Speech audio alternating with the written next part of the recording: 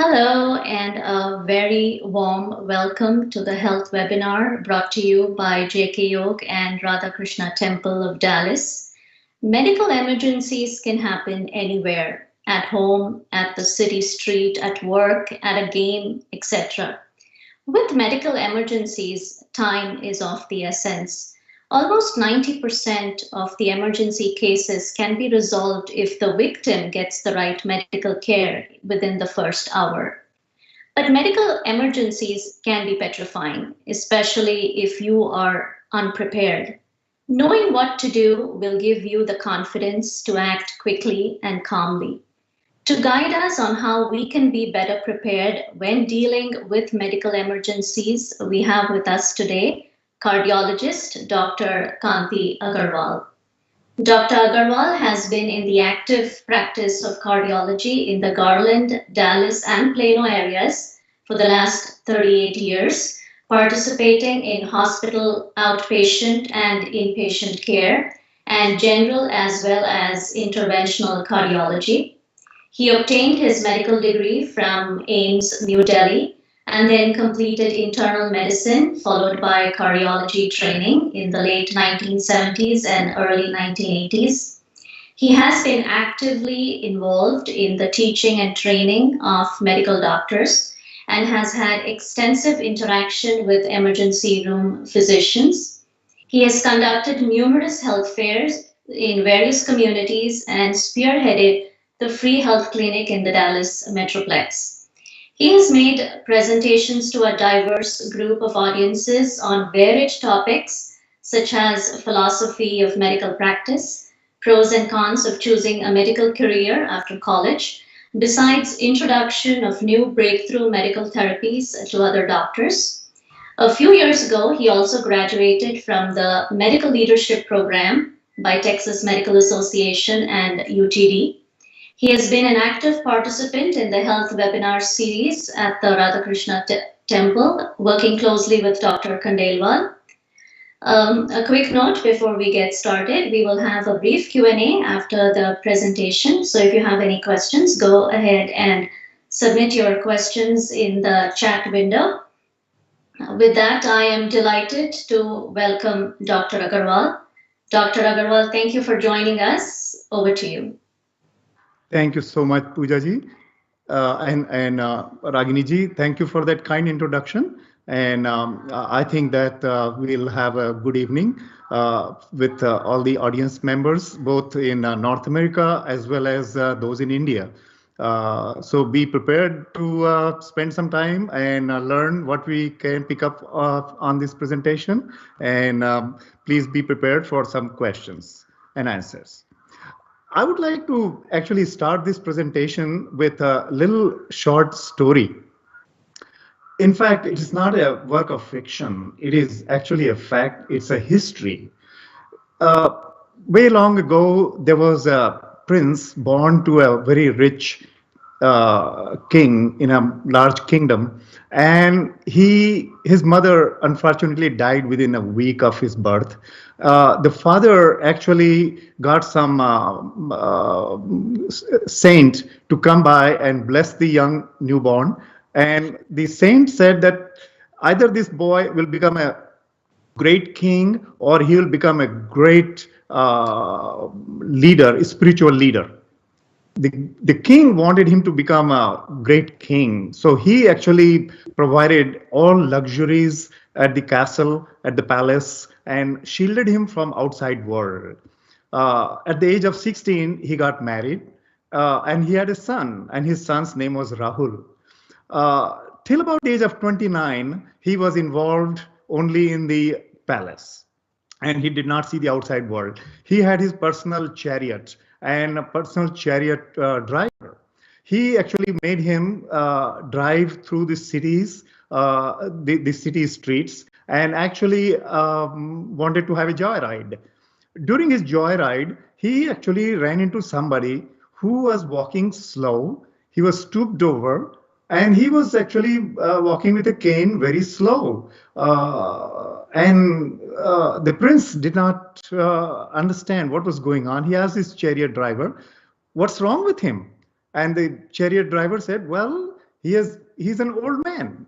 He has lived pretty long, and now he just is a regular aging. So it perplexed him, and he said, well, let's go back to palace.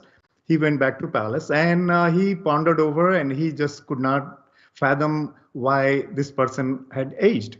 A couple of days later, he took another joyride, and during that ride, he ran into somebody who was actually lying in a cot, crying. He was in misery, probably from some kind of intractable pain. He had tears flowing down his eyes onto his.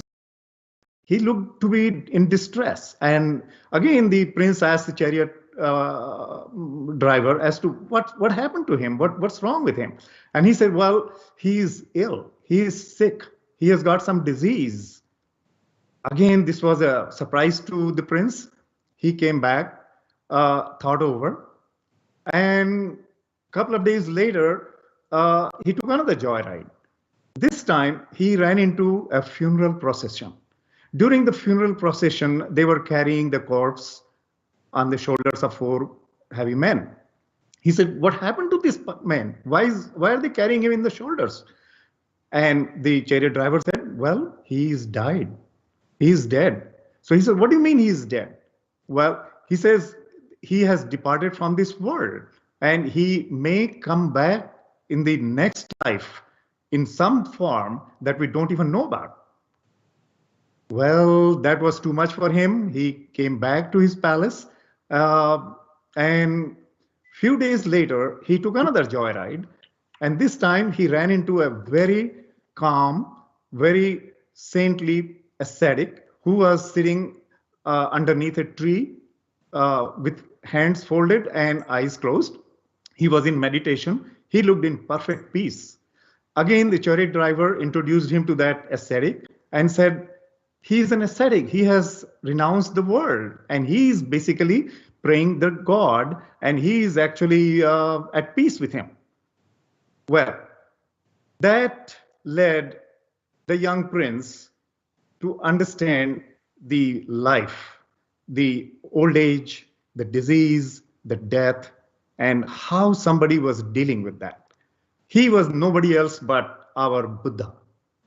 He was Prince Siddhartha, Gautam Siddhartha, all known to us. He is the man who actually renounced the great renunciation. He attained enlightenment.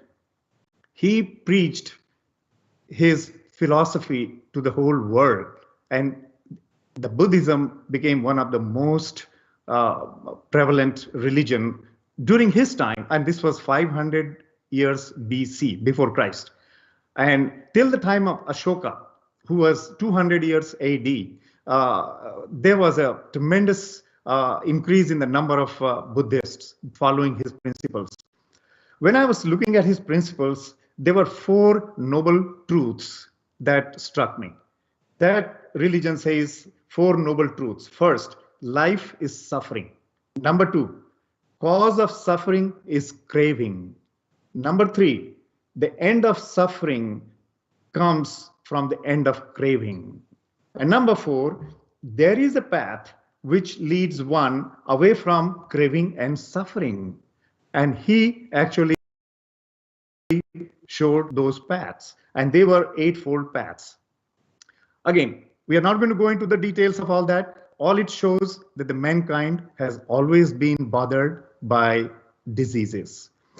They have come to terms with the aging and death.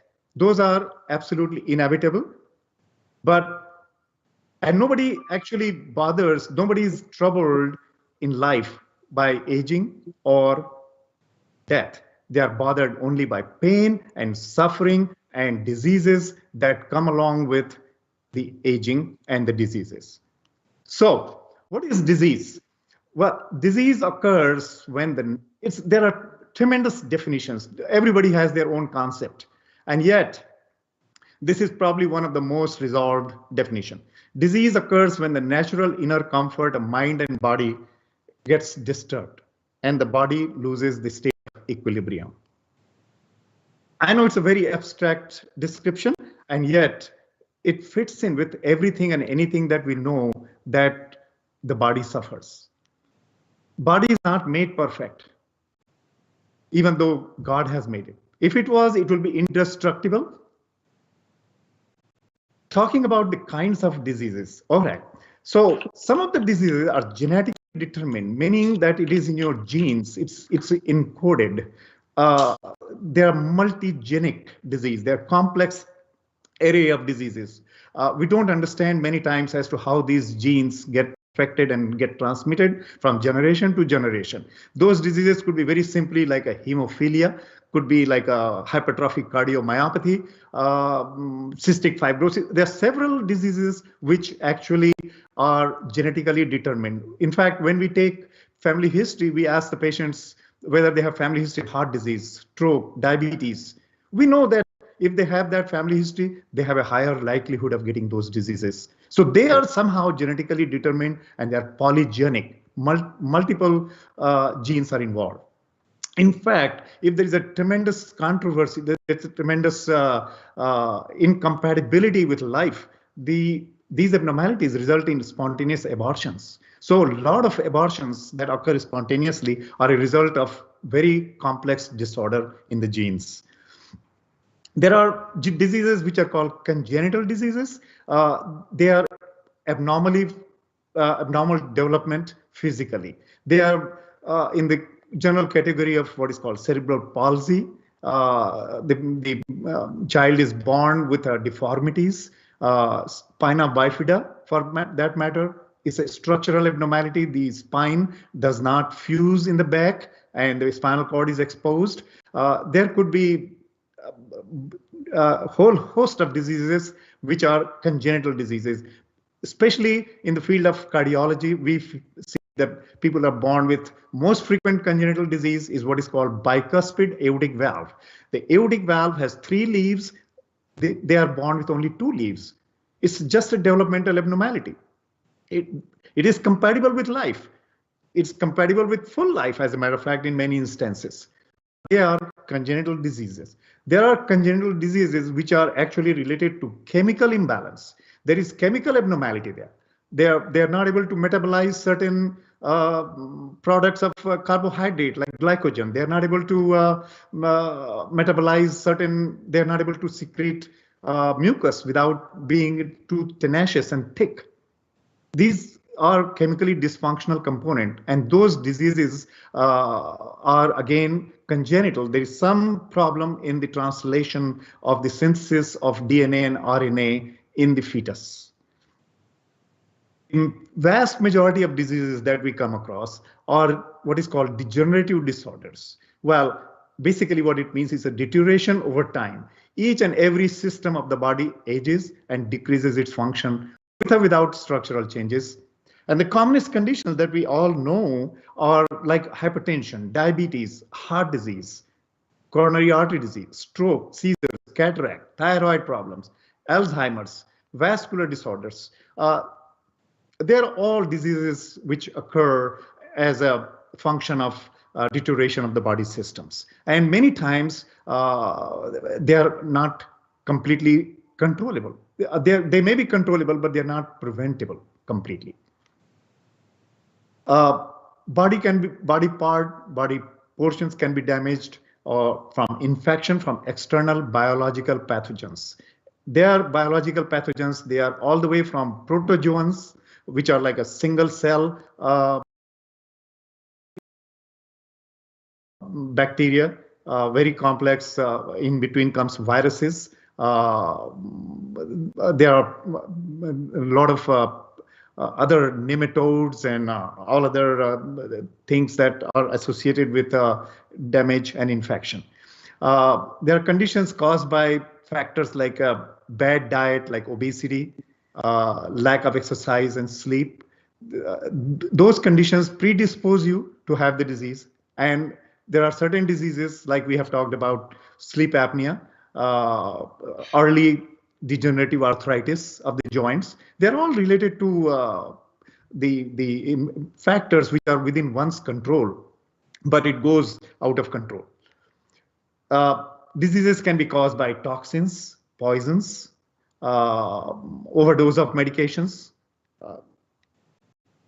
The disease is caused by physical causes, falls, injury, attack from animals, attack from humans, including attack from self, like a suicidal attempt. So these are all, they can cause physical injury and disease. Very important category is an immune system of the body. If there is an inadequate immune surveillance, either overexpression, meaning too much of immune response, or too little immune response, both of them are related to diseases. Examples of very severe immune response, overactive immune response, where the body tries to fight with its own components, own cell components, own structures. They are called autoimmune disorders. And autoimmune disorders, the typical example could be rheumatoid arthritis, lupus erythematosus. They are called collagen vascular disorders. They are related to over destruction of the tissues due to overactive immune response. Underactive immune response are a typical example could be like a HIV, human immunodeficiency, that caused by virus, that the immune response is tremendously impaired, and they are prone to getting all sorts of infections from unusual bacteria, unusual fungi, and they have a premature death because they have severe pneumonias. And so the immune response is absolutely necessary for body to fight these external pathogens. Most of the time, the body is able to fight it out. And that's how we get better after getting an infection, even things like malaria, even things like typhoid, simple viral upper respiratory infections. We are able to overcome them. Immune system of the body assists in getting rid of it.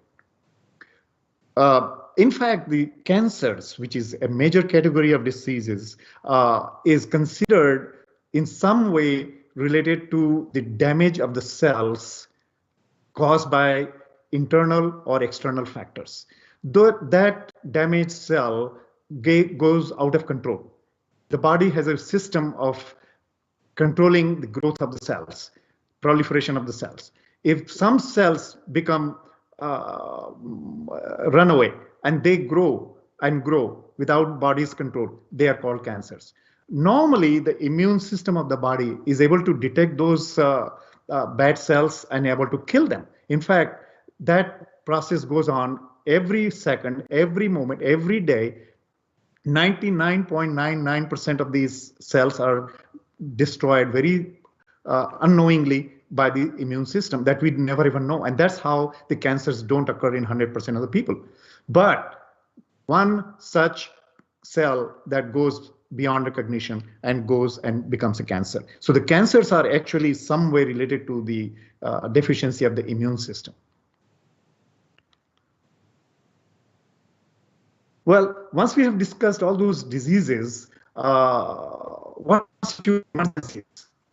Again, there is a lot of definitions. Medical emergency is an acute injury or illness that poses an immediate risk to a person's life, body, or long-term health, sometimes referred to as a situation called risk to life or limb. So diseases can occur, they can linger on, they can keep disturbing the peace of the person. And yet there are situations when it becomes acute, it becomes life-threatening, either to life or limb. That's what the medical emergencies are best defined as. Those usually require prompt attention, probable call to 911, visit to the emergency facilities, and they require immediate workup and management, possibly even admission to the hospital and ICU care. We are going to learn the warning signs. Now, the medical emergencies, how to deal with that? Who deals with medical emergencies? Well, of course, the patient and the patient's relatives, patient's friends. Medical emergencies are also dealt in a day-to-day life by the paramedics. They are the ones who actually respond to these emergencies. They are the ones who deal with them. And ultimately, the medical personnel in the emergency room, in the hospitals, they deal with the medical emergencies. So we have a three-pronged approach to the management or dealing with medical emergencies. On the part of the patient or the patient's family, what are the warning signs? One of the most common warning signs is breathing trouble, unable to breathe, unable to catch breath. It could be if it is acute, severe, and progressive, and especially associated with symptoms like chest pains, vomiting, sweating, cough, and or choking, or changes in consciousness. The same breathing trouble which may have been going on, it takes a lot more serious form if it is associated with any one of them or all of them. And that is life-threatening, immediate threat to life, and that immediately requires call to 911 and get to the nearest medical facility.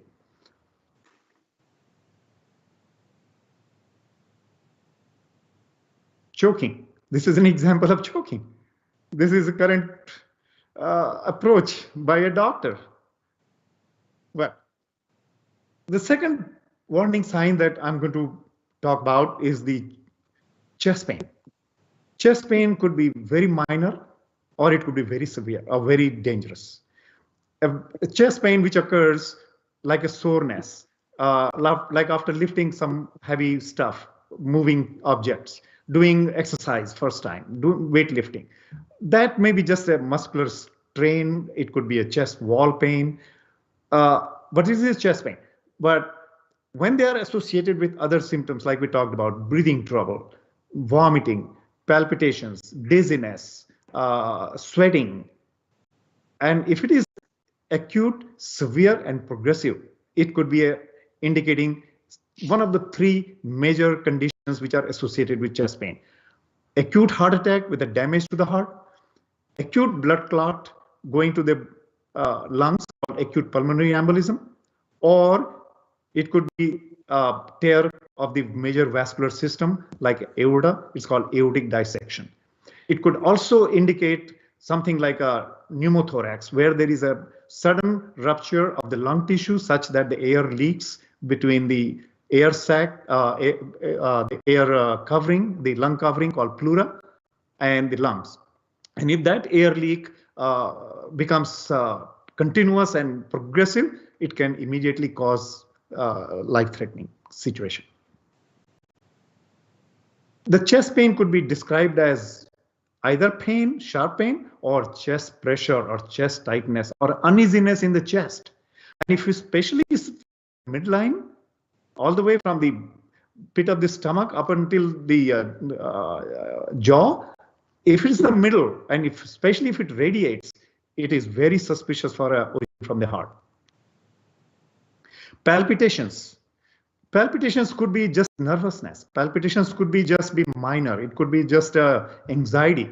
And yet, when it is associated with severe palpitations, dizziness, weakness, sweating, the same palpitation could be indicating a major arrhythmia, a major heart abnormality. And that palpitation needs immediate attention. In fact, if it is not checked in a timely fashion, it can result in even a collapse and a situation where it requires cardiopulmonary resuscitation. So the palpitations are not to be taken lightly. Severe or persistent vomiting, especially most of the time it's a yellow, previously ingested food. It could be green. Greenish is because of bile mixing. The bile is in the first part of the intestine called duodenum. When the duodenum bile regurgitates, comes back into the stomach and is vomited, it is anti-peristalsis, what they call. The motion of the intestinal tract is going in the wrong direction, and it's indicating a severe condition. Red is major flag. Red is bleeding. When you bleed with a vomiting, it's called hematemesis. It's indicating a peptic ulcer or tear or something very severe like a tumor. It has never to be ignored. It needs immediate attention. Changes in the mental status, speech, face, or limb weakness, any of these in any form, which is noticeable either by the patient or the closest person, the family member or the friend. It is indicating onset of stroke. You never know when it first begins, whether it is going to last few seconds, few minutes, few hours, or it's going to result in a major catastrophic event. So depending upon the duration of these changes, it could be a simple thing called TIA, transient ischemic attack, or it could be a full-blown stroke. Stroke could be caused by either blockage of the artery because of the blood clot, or it could be due to blood clot or some other tissue moving into the vascular system, into the brain. It's called embolism. Or third, it could be because of the hemorrhage, bleeding in the brain itself. All these three conditions are life-threatening, and they are not to be ignored. Any bleeding from in the skin or any body orifice, be it be eyes, nose, throat, urine, bowels, if it is bright red, very dangerous. When the bleeding begins, you don't know how long it's going to be, how severe it is going to be. That bleeding, if it is easily manageable, stoppable by manual pressure while you see it, well and good. If it is coming from inside your body, there is no way to control it. It needs immediate seizures, convulsions, where there is a motion of the body, hands, arms, legs, with or without tongue biting, with or without control of bowels or bladder control. Those are called tonic-clonic grand mal seizures. But there are different forms of seizures. The tonic-clonic motions, it may not be evident. One could suddenly become like a stare into a blank. It could be a sudden motion which is not expected. It could be a very different kinds of activity. It could be a sudden twitching of one part of the body. Those are all convulsions, and they have to be attended to immediately. There's a special point about the headaches. Headaches is so ubiquitous. Everybody gets headache at some point of time in life, and yet it could be very minor thing called tension headache, stress headache. On the other hand, these headaches could be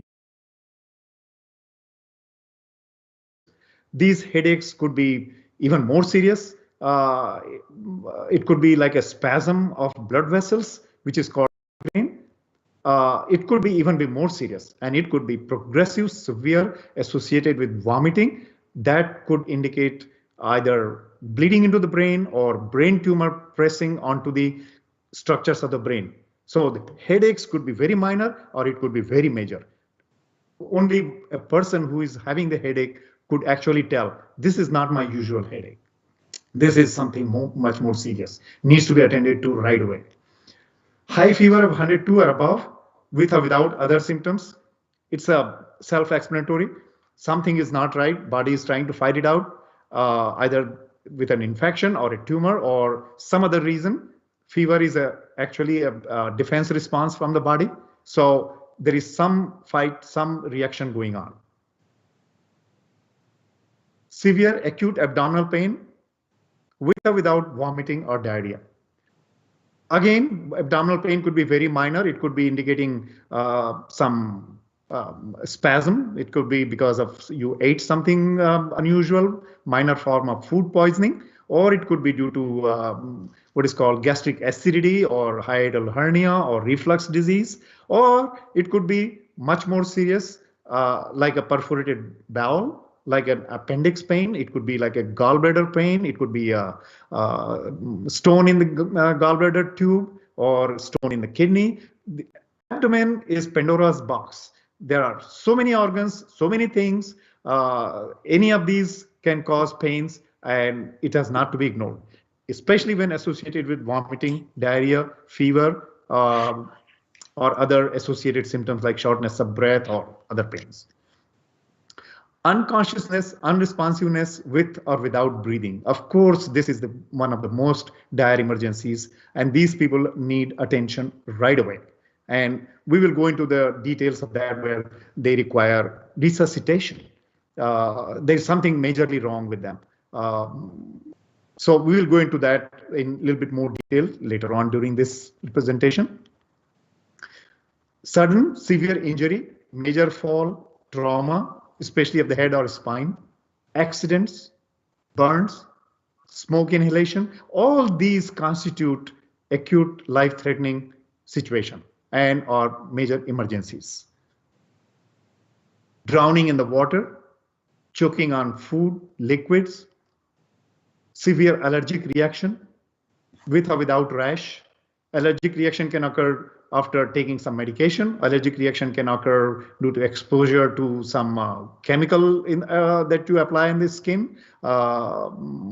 If it is associated with choking of the throat or unable to breathe, very severe. They can pass out. They can immediately become unconscious. Swallowing a poisonous substance or overdose of a medication, it's an emergency. Basically, it can when you just detect that somebody has taken the poisonous substance by mistake, like drinking some kind of liquid which may not be water, or they have taken some medication. They thought that it is vitamin tablets, and they have taken too many of the seizure medication or high blood pressure medication. It becomes an emergency. Feeling of or suspicion of committing suicide or murder, it's an emergency. This can occur in many psychiatric disorders. They may express it, or they may be perceived to be having that feeling. That calls for emergent attention, medical attention. Childbirth. Usually childbirth is a natural process and can occur at home, can occur eventlessly, and yet it constitutes medical emergency.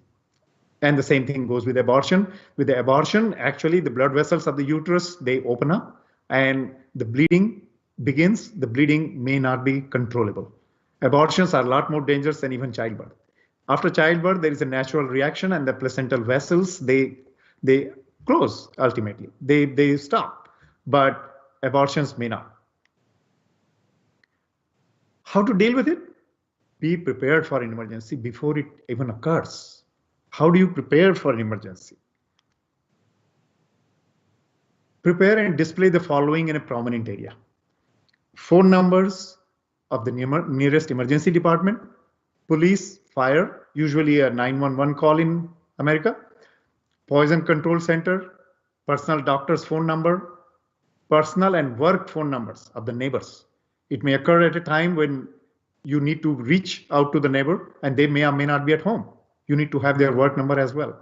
You need to know their personal friends and relatives that you can reach out to. Teach everybody, including children, when and how to call these phone numbers. They need to have a practice run. Keep emergency room phone numbers at home and also in your cell phone. It will always be handy. When you really want that ER phone number, you really need it on your palm.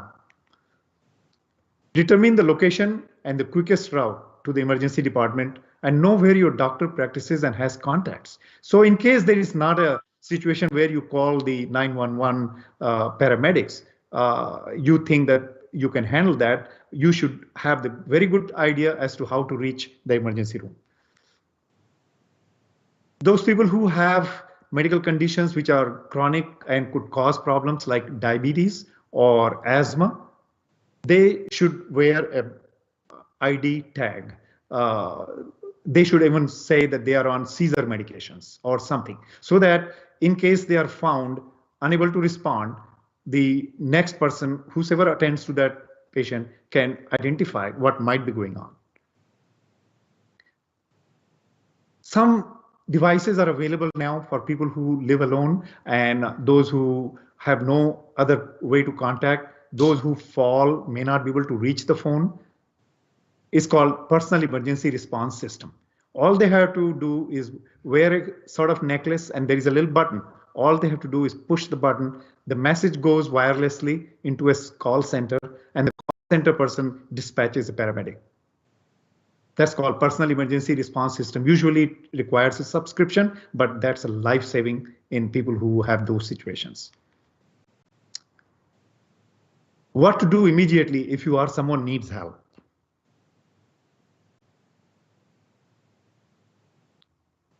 It's a lousy cartoon. Not be able to hear properly. Stay calm. Most important, think logically. First, assess the responsiveness of the patient and the victim. How responsive the patient is. Check for the breathing, not more than 15-20 seconds. Check the pulse in the neck, no longer than 10 seconds. Look for breathing and pulse, two important parameters of life. If the patient is alert and responsive with a resolution of the symptoms, if the symptoms go away, patient is more comfortable and says, I'm fine, call the doctor or the nurse. If the symptoms have continued, especially chest pains, vomiting associated with mental status changes, profuse sweating, shortness of breath, patient may say, I'm fine, but he's not fine. Call 911. If the patient is unresponsive with loss of both pulse and breathing, start CPR. And we'll go through a very quick slide on the CPR. If the breathing is present, but the pulse is absent, rescue breathing only, 10 to 12 times a minute. Whatever means you have, mouth to mouth, or if you have some other device, you can use the device to give the breathing only. If the person is breathing and the pulse is either present or comes back, put the patient in what is called recovery position on his side with the one hand raised above his head so that if he vomits, he does not aspirate. When the paramedics arrive, what do they need? Have the following information ready for the paramedics. Patient's name, age, biodata, medical history of the patient, including a complete list of medications, if you have the access to it. Patient's doctor's names, pharmacy names.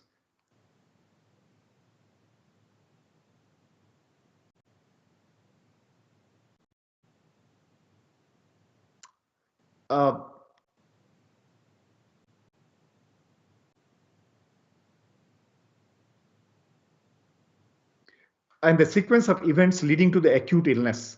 Yeah, if you have that information available, if you have seen that the person actually stumbled and then passed out, it will be very useful as a witness to tell as to what happened. What is your best description? Did the patient take any medications before or after the onset of symptoms? Did he try to see if he'll get better? Collect the essential personal items to be taken to the emergency department and possible hospital admission. What are the typical diseases associated with emergencies? Well, hypertension. It could be too high or too low. Diabetes. Usually high blood sugars don't make them have an emergent situation. Low blood sugar can and will. Low blood sugar can cause symptoms mimicking stroke. It can cause symptoms mimicking anxiety. They may break out in sweats. They may complain of, they may talk slurred. They may talk irrelevant. Very subtle signs.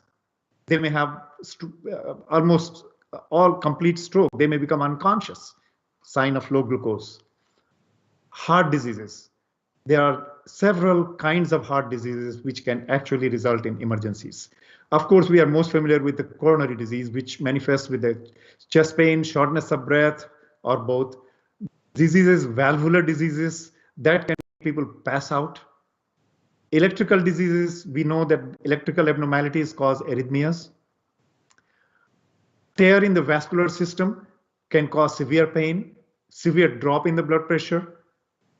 If one has a way to record their electrocardiogram, it will usually show like a pulseless electrical activity, where you will see the electrical activity of the heart and yet there is no pressure because there has been a tear or rupture of the major structures like aorta. It's called aortic aneurysm. There are aneurysms which may be dissecting, it may be tearing, it may be causing very severe pain, usually occurs in a setting of very high blood pressures. It can lead to rupture. If it ruptures big, there is really no recourse. Person dies within minutes. But if you suspect, if it is there, there are cord aorta team in major hospitals, paramedics are familiar with that. They may do their best to get the patient to the right facility for the right intervention. We talked about blood clot in the lungs, called pulmonary embolism. Very severe condition, very common condition, very missed condition. It's one of the commonest cause of deaths in the hospital, in the hospitalized patient for some other reasons, like a hip surgery, hip replacement, knee replacement, abdominal surgery. They are prolonged immobilization. They are laying in bed. They suddenly throw a blood clot. Their heart becomes very fast. Blood pressure drops. They do CPR, person dies. Pulmonary embolism is very, very important consideration. Poojaji, can we play the pulmonary embolism slide? Poojaji? Hey there, today we will be talking about pulmonary embolism or PE. Let's move on. You may have heard of PE before, Any or know hemorrhage of someone who or has suffered from or been diagnosed with it. If you have, then you may know that PE can be a fatal condition that requires proper medical attention. So what exactly is PE? It is caused by a physical blockage in the pulmonary artery, which is the artery responsible for carrying blood from the heart to the lungs. This physical blockage is often caused by a blood clot, usually starting in the lower legs. This blockage can block the flow of blood to the lungs and can be extremely dangerous. Around the world, PE is the third leading cause of death. In the general population, it is estimated to affect 60 to 70 per 100,000 individuals and affects both males and females. However, this value may actually be higher since diagnosis of PE is difficult. For this reason, it's important to understand the risk factors as well as the signs and symptoms associated with PE. Across studies, the biggest risk factor for having PE is age. For every 10 years after the age of 60, the risk of having a PE doubles. However, age is not the only risk factor. Obesity, high blood pressure, smoking, history of blood clotting, surgery, and inactivity are some other factors that make the matter worse. Specifically, obesity and high blood pressure are associated with an increased risk of PE, especially in women. Infections in the body that lead to higher blood clotting responses also lead to a higher risk for PE. Being immobilized after any kind of surgery also leads to an increased chance in having PE. In addition, prolonged sitting, such as during long car rides and plane trips, can also lead to PE. But how do you know if you're having a PE? Common signs and symptoms of PE include shortness of breath, sudden and sharp chest pain, and a cough that may or may not produce bloody and foamy mucus. Other signs and symptoms include leg pain or swelling, clammy or discolored skin, fever, excessive sweating, a rapid or irregular heart rate, and or dizziness. The symptoms of PE are similar to the symptoms of other conditions, so if you experience any of them, make sure to seek immediate medical attention. It's also important to know that some people who have PE do not have any signs or symptoms, which can make it very difficult to diagnose. So how do you actually determine whether you had a PE? A PE is most commonly diagnosed when you're in the emergency room. It requires a medical history, a physical exam, and some diagnostic tests. Using your medical history lets the physician know of any present risk factors for PE and rules out any other possible causes for the symptoms you are experiencing. The physical examination involves checking the legs for any signs of clotting, checking blood pressure, and heart and lung function. If a physician still believes that a PE was the cause of the symptoms, then they can conduct various diagnostic tests to confirm this. These tests include a CT scan, ultrasound, and/or blood tests. The main goal of treatment for PE is to stop the blood clot from getting bigger and to prevent new blood clots from forming. There are various forms of treatment for PE, which include medications, procedures, and other therapies. Medications for PE include anticoagulants, which are blood thinners, and thrombolytics, which are clot dissolvers. Blood thinners are drugs that decrease your blood's ability to clot. They prevent clots from getting bigger and prevent new clots from forming, but they cannot break up already formed clots. Specific types of blood thinners include heparin, which can be either given as an injection or through a needle inserted into the vein, or warfarin, which is taken orally as a pill. Clot dissolvers are medications that are given through the vein and have the ability to dissolve clots quickly. However, clot dissolvers can cause sudden and severe bleeding and are reserved for life-threatening situations in an emergency room or hospital. In the case of a very large and life-threatening clot in the lungs, a doctor may suggest removing the clot using a minimally invasive procedure. Besides treating PE, there are many other things that can be done to prevent it from occurring. For example, since prolonged bed rest after any type of surgery puts you at a higher risk for PE, it is important to start moving around as soon as possible. It's also important that you take any prescribed medications to prevent clots from forming. As well, exercising your lower leg muscles, especially after long periods of sitting, is helpful in preventing PE. Compression socks can also be worn to reduce swelling that a blood clot in the leg may cause. The sock is worn from the foot to the knee and causes gentle compression or pressure up the leg that prevents blood from clotting. For individuals who have had a PE before and are at risk for blood clots but cannot take medication or respond to them, inferior vena cava filters can also be used to prevent another PE from occurring. A vena cava filter is a device that can be inserted to keep blood clots from traveling to the lungs. The filter is inserted inside a large vein called the inferior vena cava and catches clots before they reach the lungs. These filters are a safe and effective method of preventing PE. In the end, PE is a severe condition that needs to be properly diagnosed and treated. If you think you, a friend, or a family member have symptoms of PE, it is very important that you seek medical attention immediately. For more information on PE, please visit these websites. You're on. Okay. Yes. So moving on, hemorrhage, bleeding, when it is severe, it is an absolute emergency. It could be life-threatening. Bronchial asthma. Again, bronchial asthma could be in any form. It could be very minor that the person knows about, has rescue inhaler, or ways how to deal with it. And yet, sometimes bronchial asthma attack that occurs associated with an acute infection can be very life-threatening and may not be controllable, and that becomes an absolute emergency. Otherwise, they drop their oxygen saturation, they can become unconscious, and sometimes they just pass away.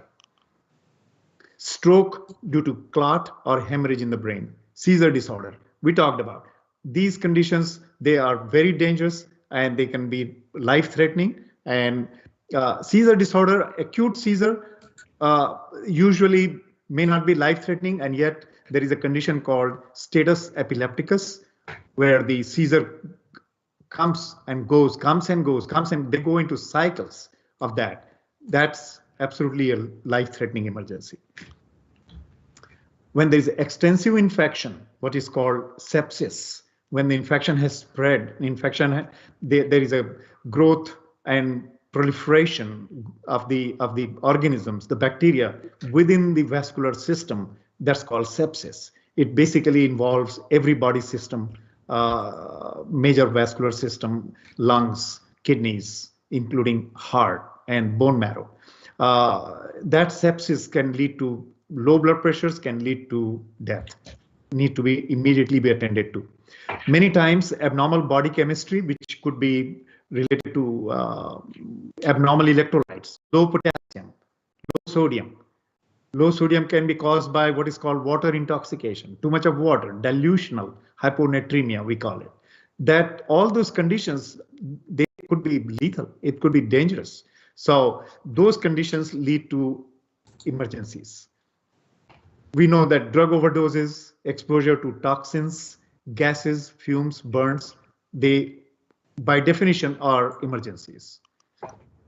Falls, accidents, trauma, attack with guns, knives, perforation or obstruction of the internal hollow organs, blockage of the urinary drainage, stone in the gallbladder tube. They all can cause various manifestations with chest pain, abdominal pain, vomiting, diarrhea, bleeding. So they show up in those forms, but these are the diseases which are associated with those manifestations. There could be a sudden collapse due to system malfunction. What is system malfunction? It could be it's called vasodepressor syncope. It could be like a site of something unpleasant that body somehow perceives as absolutely intolerable. And at the site of blood, at the site of some thought, they can have suddenly they can pass out. They actually become pale, they become sweaty, and they suddenly collapse. Abnormal body temperatures. Of course, the high temperatures due to infections. Low temperatures occur mostly like with a left out in the snow, exposure to cold weathers. Psychiatric illnesses, many psychiatric illnesses are emergencies, especially when there is a damage, the person can damage or hurt himself, herself, or anybody else. Those are psychiatric emergencies. We know childbirth and abortion, we talked about, they are emergencies. Well, if there's a hypertension, most of the times their advice is given, do not let the blood pressure go too high, do not let it go too low, avoid skipping medications, avoid taking too many medications, avoid any, and follow the general instructions like follow low salt diet, follow a diet which is rich in greens, fruits, and vegetables. So there are lifestyle modifications, exercise regularly.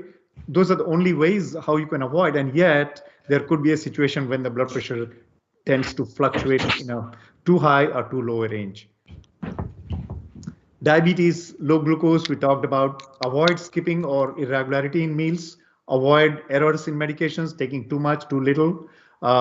Immediately check finger stick blood glucose and follow the instructions given.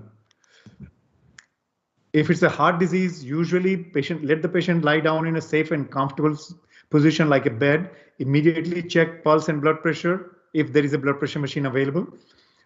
Many times these people are known to have heart disease and they may have a nitroglycerin. If they are complaining of chest pain and if there is a nitroglycerin handy, take it or give it. If the patient has severe shortness of breath and you have oxygen because person has known COPD, emphysema, lung disease, give oxygen, give breathing treatment if available and previously instructed.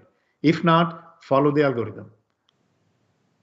Bleeding or hemorrhage, if you have some way to control it, put the patient supine, lying down, tilt the head down, put a couple of pillows under the legs and feet so that the blood flows preferentially to organs like brain. If patient has asthma, give oxygen, breathing treatment. If there's a clot or hemorrhage in the brain, let the patient lie down. Call the 911 immediately.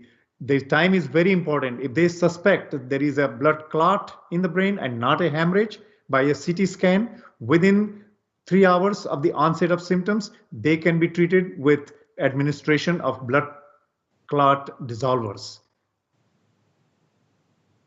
Extensive infection, abnormal body chemistry, electrolytes, if it becomes associated with major symptoms, call 911. Same goes with the drug overdose, toxins, fumes, gases, falls, accidents, trauma, all of that.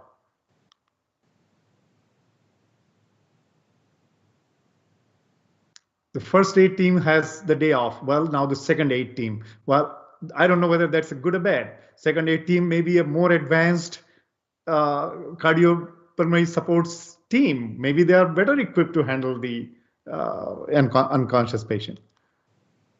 What do the paramedics do on the site? They actually obtain quick details of the medical problems from any witnesses, family members, including medical history. They take the list of the medications. They assess the patient's responsiveness. They check the pulse, breathing, assist with proper and safe positioning. They administer oxygen. They start an IV line, connect to a heart monitor. They check the oxygen saturation. They may obtain an EKG on site.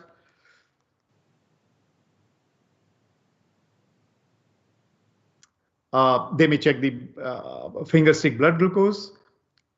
They may have suction machine. They may try to stop the obvious bleeding site. They may cause immobilization if a fracture of a bone is suspected. They may administer nitroglycerin. They may administer IV fluids.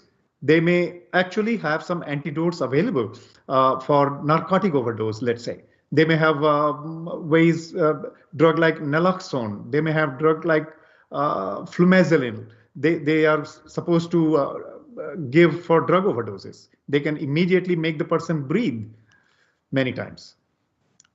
They can contact the nearest emergency department or a hospital for further instructions, and they can quickly determine the need to transport to the emergency department, and they can, if necessary, initiate or continue CPR.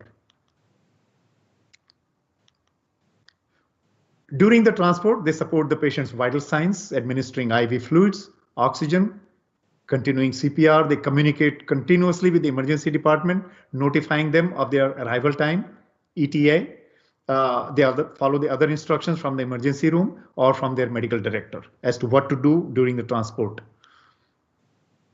What do they do in the emergency room? Well, they do a quick triage to an appropriately equipped treatment room. They transfer the patient to the bed.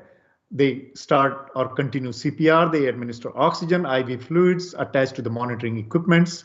They call the laboratory personnel to draw blood samples. There are routine blood samples and there are special blood samples based on the patient's condition and presentation. They do other diagnostic ECGs, arterial blood gas, which is a puncture of the artery to obtain the blood sample to measure whether there's any acid buildup and whether there is adequate oxygenation. Need for urinary drainage, they may put the catheter in the urine. They may obtain proper imaging studies thereafter, which could be in the form of any ultrasound studies, X-ray studies, CT scans, MRI studies. They may even do angiogram with the MRI. Then they do the thorough review of the clinical picture, either by a physician or by PA, and they administer the appropriate medications as required in the emergency room. And then, of course, they may even start central venous line for access of administration of medications. They may even do some orthopedic measures to stabilize the patient's broken bones. They may give respiratory treatments other than oxygen, which may in the form of BiPAP machine to give oxygen under pressure into the lungs. They may have to intubate the patient to connect it to the machine, respirators. They can call poison control center if the drug overdose is suspected. They stabilize the patient, make a diagnosis, look at the data, get all the imaging results, treat the condition, and then decide whether the patient needs to be admitted, in what level of service is required, whether ICU or general bed. During this time and after that, they are communicating with the inpatient team for continuation of care. They do have to communicate with family members. Communication with family members is of paramount importance. They have to be informed of what's going on.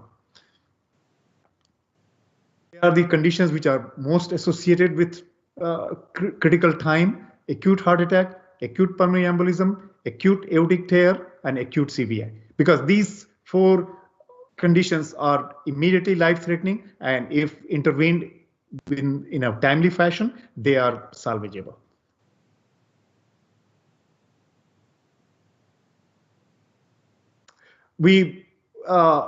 Once we do the CPR and once we get the patient back, we are not done yet.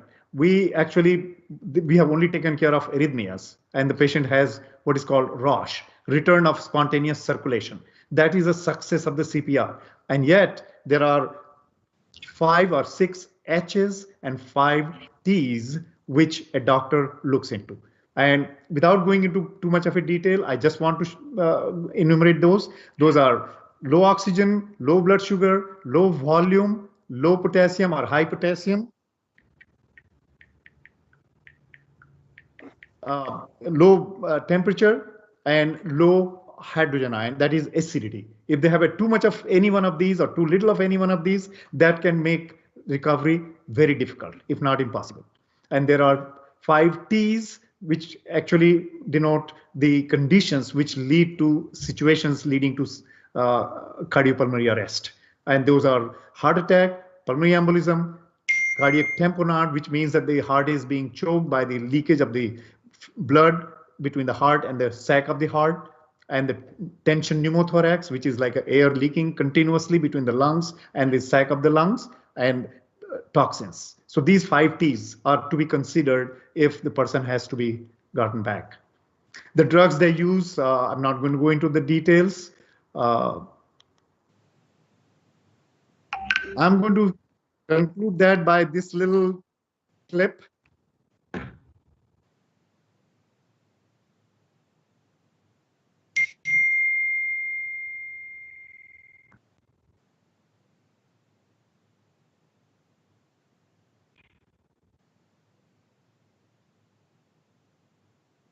Okay. What do we mean by rocking? Could you please run that video on CPR?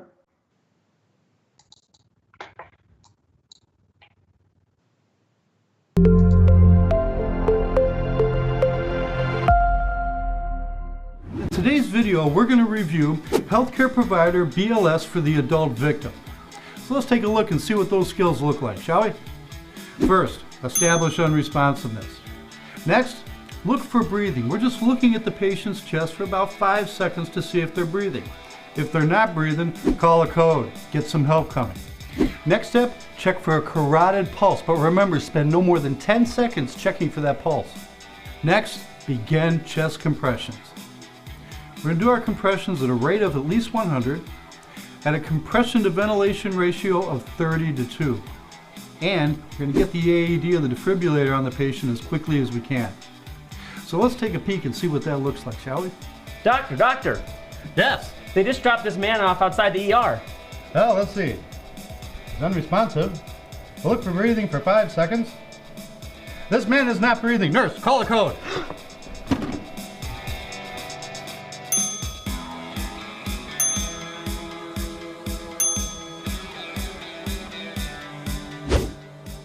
Hi, welcome back. Thank you. Next, we check for a pulse. How long do I check a pulse for? No more than 10 seconds. This patient has no pulse. We must begin CPR.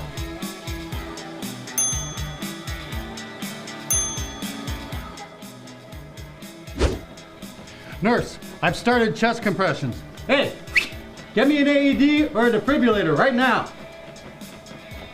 What is my compression to ventilation ratio? Doctor, we're going to give 30 compressions to 2 breaths. 30 compressions to 2 breaths. How far into the chest should I be pushing on this guy? 2 inches. 2 inches. What's my rate of compressions? I don't know what I'm doing. At least 100 a minute. At least 100 a minute. And 30.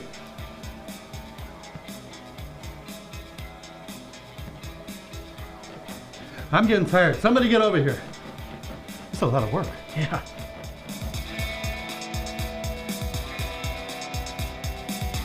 Now remember, in the adult cardiac arrest, over 90% are in VFib or pulseless VTAC when they hit the ground, and the only thing that is going to fix them is rapid defibrillation.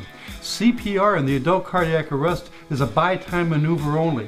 It helps to keep the patient in VFib so we can shock them. But again, we need to shock them as quickly as we can. So get that AED and get it on the patient. Nurse, where the hell is that AED? The AED's here now. Hand me those shears. Let me get this guy's shirt off.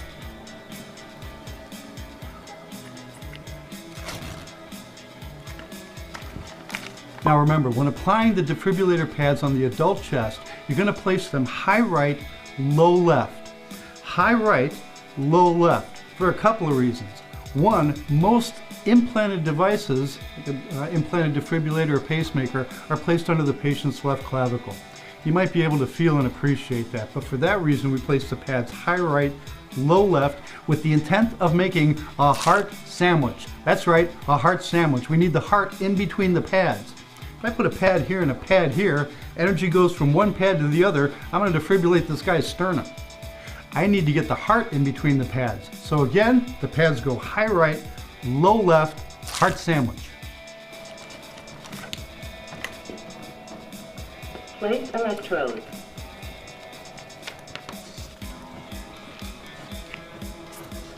Place electrodes.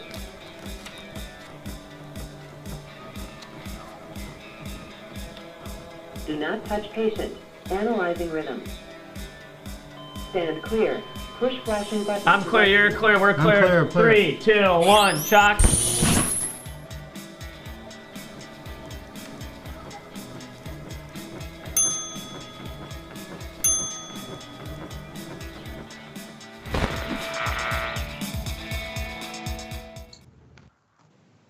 Okay, you're on.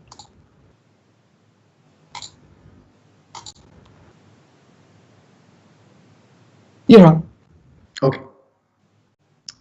All right. So that actually concludes this session. It's a marathon session, which actually covered a very wide scope all the way from life, health, disease, and medical emergencies. And now I am open to any.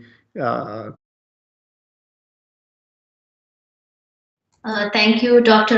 Agrawal, for a very informative and insightful presentation. We will now dive into Q&A. It is told that CardioVax capsule is helpful in hypertension and cleansing the various arteries of the body and give immediate relief, and helpful in increase of the age of a human. Is it a fact? There is no capsule or chemical known to mankind which can dissolve a preformed plaque or obstruction of an artery of the heart or artery anywhere else. They only require mechanical intervention. It requires to be opened up with a balloon, or it needs to be bypassed. So a majorly blocked artery, there is no chemical, no chelating agent. There used to be a lot of propaganda about penicillamine and some other chemicals that used to be that are normally used to chelate iron poisoning or calcium or some others, but there is no such a thing that can dissolve or unblock artery of the heart or artery anywhere in the body. So those are all myths. Okay. Moving on to the next question. Palpitations, are they only stress induced, or can they even be food induced? In that case, what kind of food to avoid? As I said, the palpitations could be very minor, and it could be very simple thing like a stress response, anxiety problem, and unpleasant encounter with a situation which may actually make you nervous. It could be just that. The second part of the question is, what kind of a food can cause that? Usually, if you call caffeine a food, caffeine is something that is regularly causes the heart action to be quicker, faster. Anything that is adrenergic, like adrenaline, that will make the heart go faster.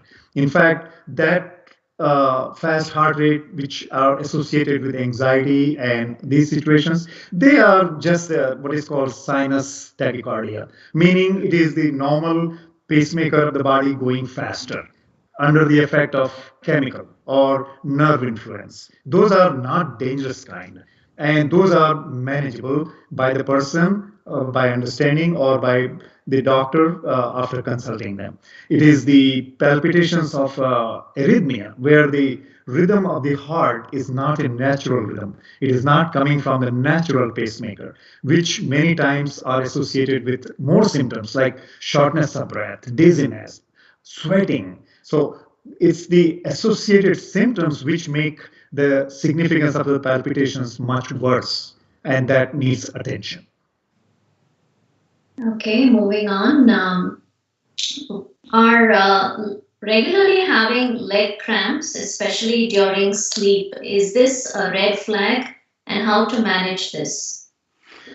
The leg cramps during night, during sleep, is most of the time a response to lack of rest of the muscles. It is lack of sleep can do it, lack of rest of the muscles do it. Those are called nocturnal cramps.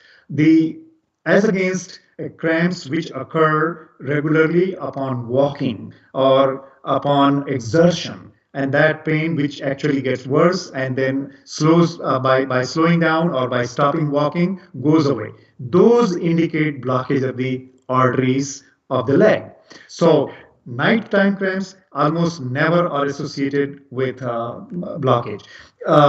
Sometimes too much of a diuretic, if the person is dehydrated, that can cause cramps in the muscles of the legs. If there is an electrolyte abnormality, especially low potassium, that can cause lags. Low potassium occurs regularly in people who take diuretics for some other reason. So actually one has to look into their hydrational status, making sure that they are not dehydrated, make sure they get good rest. And number three, they are not taking too much of water. Actually, water intoxication, too much of water can also cause electrolyte imbalance and nocturnal cramps. Okay, our next question is also about cramps, and they want to know what is the reason for cramps in fingers and toes? Fingers and toes, the cramps that occur typically are associated with low serum calcium. It's called hypocalcemic tetany. There is a word, but that is actually completely provable spasm. It's called carpopedal spasm. But that is different than just having cramps. The cramps anywhere in the body is again due to lack of rest, as sore muscles, but it may indicate underlying joint problem as well. So an early onset of arthritis of the underlying joints can also be felt as cramps of those muscles. Okay. Moving on to the next one. Here our viewer says that her father-in-law died of heart attack at the young age of 49, and his brother also died of heart attack. So she wants to know if this could be genetic and if her husband should take aspirin as a preventative measure. Excellent question. Yeah, the fact that the father and brother had heart attacks in their 40s, is that correct? Yes. That any male person having a heart attack at below the age of 45, or women folk having the heart attack below the age of 55, constitutes a very positive family history. That positive family history does not automatically translate into having a heart disease in the progeny, but it's a very strong risk factor. More the risk factors, more are the chances of heart attack or coronary blockage. Hypertension, diabetes, smoking history, history of high blood pressure, diabetes, smoking history, family history are the major risk factors, which actually more of them are present, more are the chances of heart attack. But just because having a family history alone without high blood pressure, diabetes, high cholesterol, smoking, make person less likely to have heart disease. So having a family history does not guarantee that you will have a heart disease. There are ways to control blood pressure, cholesterol, blood sugars, diet, exercise, body weight. Those factors are much more important in that person. And if those factors can be controlled and optimized, the chances of getting heart disease may be minimized, not made zero, but very little. Okay, great. I think that's a common question we all tend to have. So great answer there, Dr. Agrawal. Moving on, our next viewer wants to go back to your previous question about the artery plaque, and he's asking about Ayurvedic remedies regarding that. And he says that he once heard from a naturopath that cayenne pepper can resolve artery plaque, and he wants to know if this is a myth. Yes, as I said, out of all these substances that I have heard of, cayenne pepper, of course, didn't make it till today. So, but yes, it is a claim that I am sure some person has made it, and I don't think that there is any scientific substance to it. There is no substance known to mankind which can dissolve those plaques of the arteries of the heart. Okay, next question is there any non-invasive method to determine artery clogging? Yes, very good question. In fact, this goes on to the cutting edge technology. We have the CT scanner, and MRI scanners. There are two imaging devices available which actually can image the coronary arteries in situ. In other words, without opening it, without actually putting in any catheter tube into the body. So they are non-invasive, meaning they are non-interventional. The most commonly used modality that is available is a CT scanner. And CT scanner, the low resolution CT scanners measure the coronary calcium score. And the calcium density in the coronary artery tree can be measured and given a number. And usually that number is 0, but any number between 0 and 100 is considered significant, but yet not bad. But above 100 in any particular artery is concerning for underlying blockage. These calcium are very easily visible on a high-speed, high-resolution CT scanner, such that they can even see the entire coronary tree. And the calcium, as well as the interior of the coronary artery, can be seen at a very high resolution with the high-speed CT scanners, which are quite available in major metroplex areas. Okay, our next viewer asks that for a layman, what are the ways to provide CPR besides mouth-to-mouth respiration? What can a lay person do? Can he buy a bag and a mask without prescription? Yes, bag and masks are available and they do not require prescription. And I think any medical supply store will have them. Usually the laymen are supposed to, number one, identify the situation where there is a condition for CPR, that the person is not responsive, not breathing, and no pulse. These three are stepwise determinations, absolutely prerequisite to conducting CPR.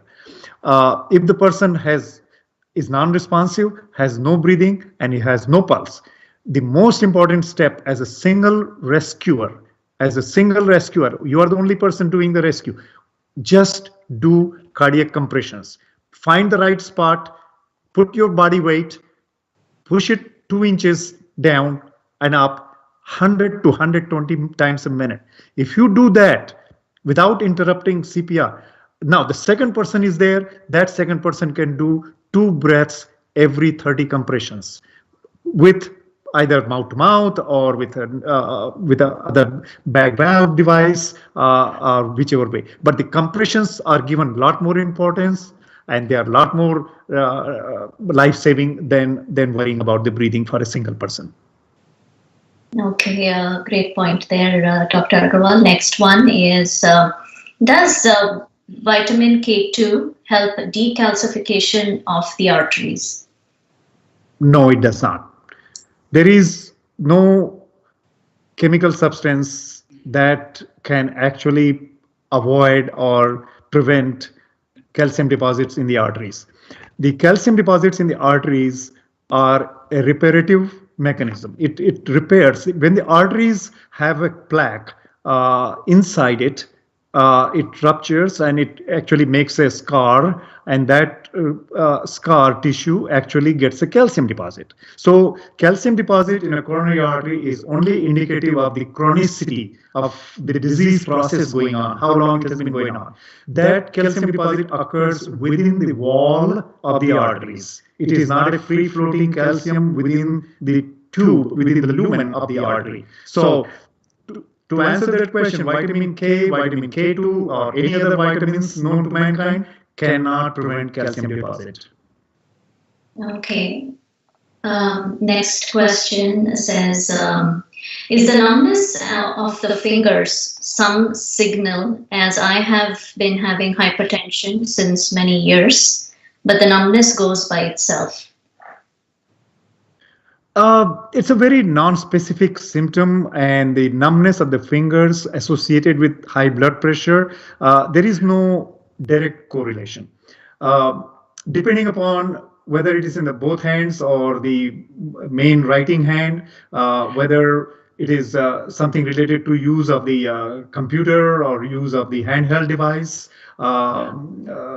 it may be somehow related to that. Sometimes there is some condition called carpal tunnel syndrome, where their nerves going to the fingers are pinched right at the wrist level, usually both sides, and that usually shows up as a numbness or tingling of the fingertips. So actually, it is not really clearly related with the hypertension. Okay. The next question, our viewer says that her son-in-law has a very high cholesterol, LDL, and does he need a doctor, or if diet modifications will help?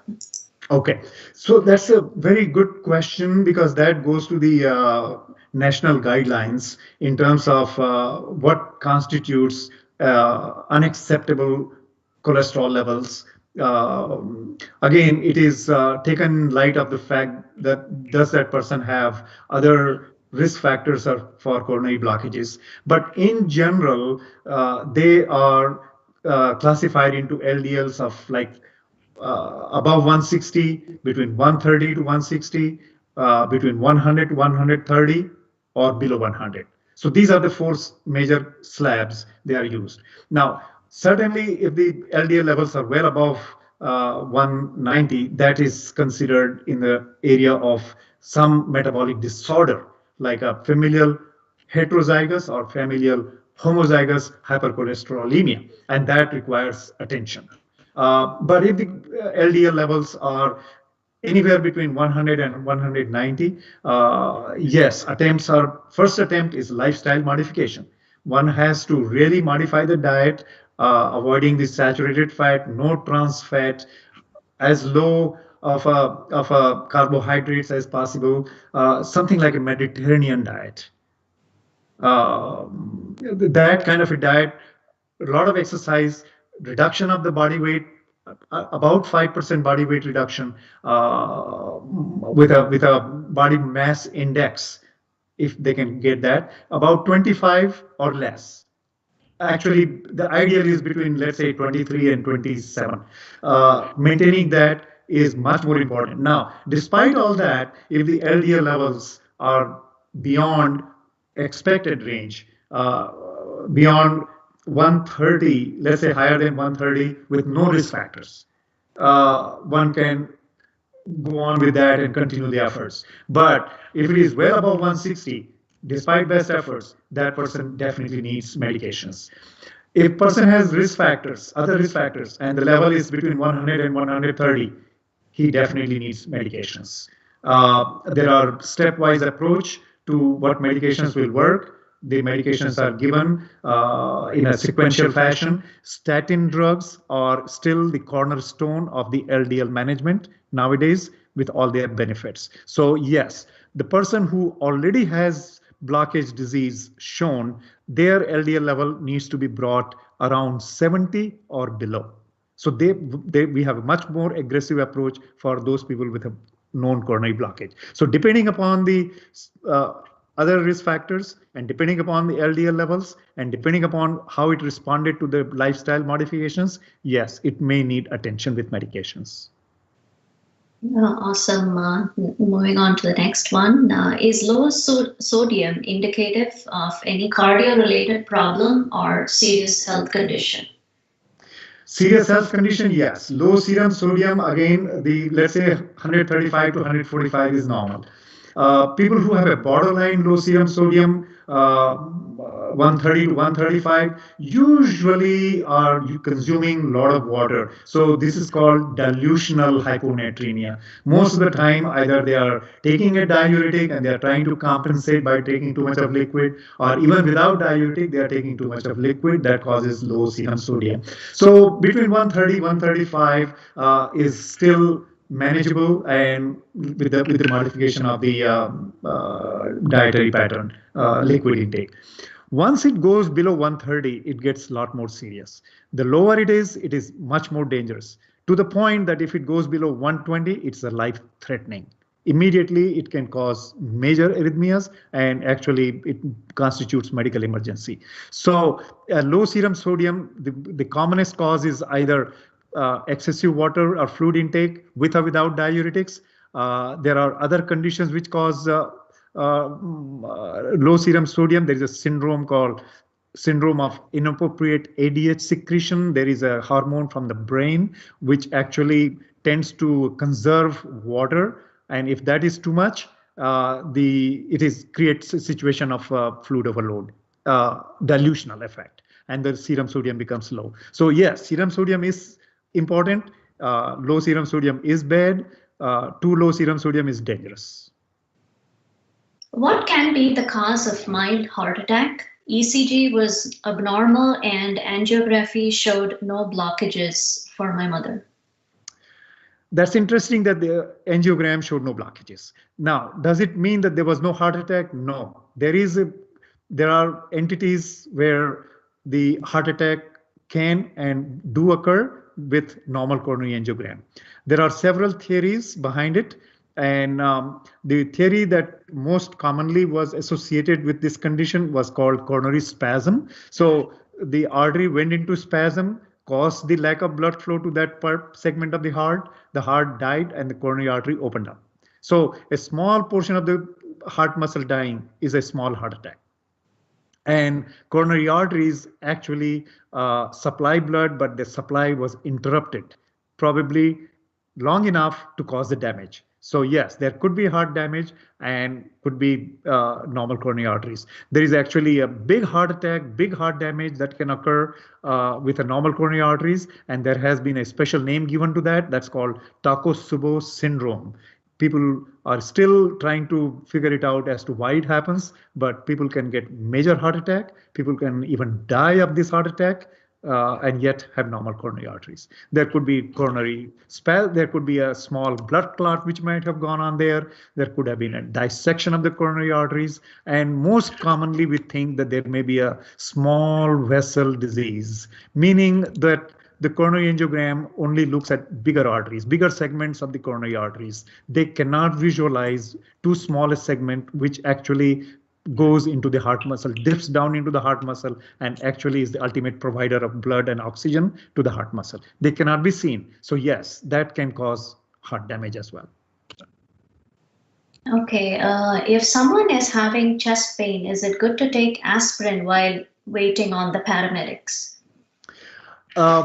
Chest pain, non-specific chest pain, if they have never had this chest pain before, taking a aspirin immediately may or may not help. Remember, the chest pain could be due to gastroesophageal reflux. It could be due to acidity. It could be due to peptic ulcer. It could be due to tear in the aorta. All those situations, taking aspirin actually not only did not help, but it might have hurt. So the role of aspirin in an emergent situation is very questionable. Now, if somebody is known to have coronary artery disease or blockage disease and knows that this is the same kind of pain, and the pain does not go away with measures like taking a nitroglycerin, and you know that it might be a heart attack, yes, that heart attack must be primed with an aspirin intake. In fact, when an ECG is done and there is a definite suspicion of an impending heart attack or a heart attack in evolution, we definitely give aspirin. So aspirin is a must if one can be certain that this pain is actually coming from the heart. Okay, I think we have time for just one last question. Yes. When do I call 911 or go to the hospital for COVID-19? All right. COVID-19 is a very multi-systemic, multi-pronged disorder, as we have learned over the last 1 year. COVID-19 is associated with infection of the virus actually invading the body tissues and the body actually mounting an immune response. Now, whether it is directly related to the cells affected by the virus or whether it is caused by the immune response, the defensive response of the body, which actually starts damaging, nobody is quite clear as to what is the proportion of their contribution. Majority of the problem that we call it pneumonia, the lung problem that cannot breathe, the oxygen saturation drops, it is theorized that that is usually a overzealous response of the body to fight that infected viral cells. So 911 is only indicated when somebody is deteriorated in any of the terms. Either their responsiveness has gone bad, or they are unable, them having a stroke-like symptoms, or their oxygen counts have gone down, they are getting confused, they are vomiting, they are unable to stand or lie on sit down, they fall down. Any of these manifestations, even heart attacks, are known to occur with COVID-19. So the COVID-19 has very varied manifestations depending upon which part of the body they involve and what is the degree of involvement. But any of these symptoms that are controlling, not uncontrolled and going worse, you go follow the symptoms. Let the emergency room or let the paramedics decide whether it is COVID-19 or not. Let them handle it. Okay, with that, that brings us to the end of our session today. On behalf of JKYog and Radhakrishna Temple, I would like to express our gratitude and appreciation to Dr. Agrawal for being here today and for giving us a very informative and detailed presentation and for walking us through dealing with the medical emergencies. Thank you, Dr. Agrawal. I'm sure our viewers are now better equipped to deal with a medical emergency. And thank you all for tuning in. Have a great weekend. Bye-bye.